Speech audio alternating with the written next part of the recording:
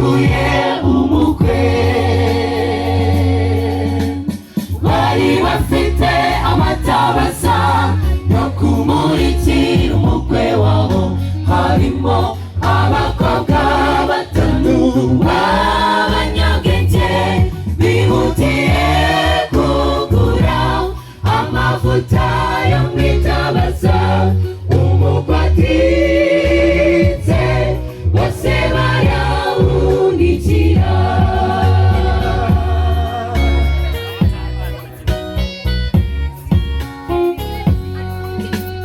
Bidatinze umukwe araza, bose basigukira hejuru. Abakobwa batanu b'abapfu nibwo bibutse kujya kugura amavuta yo gushira bitabaza. Bagarutse basanze abajya mu bukwe bagiye. Umukwe yari yajyanye n'abanyabwenge, kuko bari biteguye ubukwe hakiri kare. Nshuti natwe twiboneze mu mitima hakiri kare, Yesu nazaza asange twaramaze kwitegura. Umukwe yari yajyanye n'abanyabwenge, kuko bari biteguye ubukwe hakiri kare. Nshuti natwe twiboneze mu mitima hakiri kare, Yesu nazaza asange twaramaze kwitegura.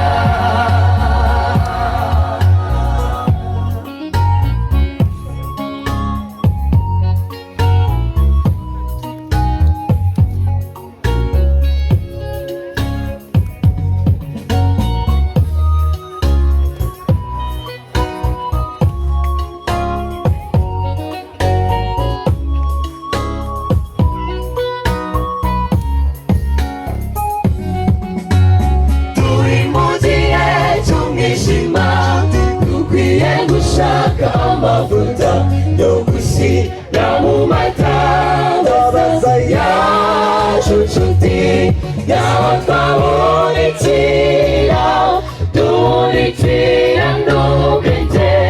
Yesu nazaza asange amatabaza yacu amurika. Umukwe yari yajyanye n'abanyabwenge, kuko bari biteguye ubukwe hakiri kare. Nshuti natwe twiboneze mu mitima hakiri kare, Yesu nazaza asange twaramaze kwitegura. Umukwe yari yajyanye n'abanyabwenge, kuko bari biteguye ubukwe hakiri kare. Nshuti natwe twiboneze mu mitima hakiri kare, Yesu nazaza asange twaramaze kwitegura. Umukwe yari yajyanye n'abanyabwenge, kuko bari biteguye ubukwe hakiri kare. Nshuti natwe twiboneze mu mitima hakiri kare, Yesu nazaza